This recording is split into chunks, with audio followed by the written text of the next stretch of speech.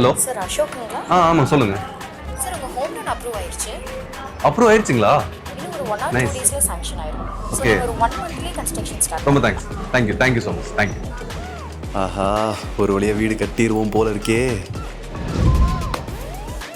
ஆனா சார் இந்த பிளானுக்கு இப்படி எக்ஸ்டீரியர் பண்ணால் தான் சார் எலிவேஷன் கரெக்டாக வரும். கன்ஸ்ட்ரக்ஷனில் மிஸ்டேக் இருக்குது சார். சார் என்ன சார் நீங்கள் யூபிஎஸ்க்கு ஒயரிங்கே கொடுக்காம கன்ஸ்ட்ரக்ஷனை முடிச்சு வச்சுருக்கீங்க.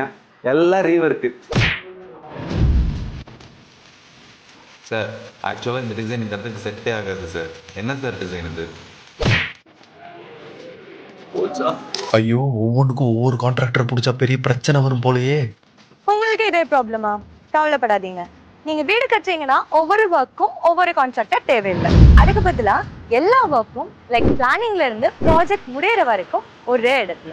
ப்ராஜெக்ட் டிலேஸ், பட்ஜெட்ல வேரியேஷன், ஒர்க்ல சேஞ்சஸ்னு நீங்க எந்த ஸ்ட்ரெஸ்ஸும் இல்லாம இருக்கலாம்.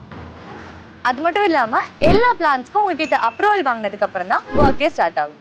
So yes, give us a line, get your keys. Hello, மர்ஜ் பில்லுங்களா?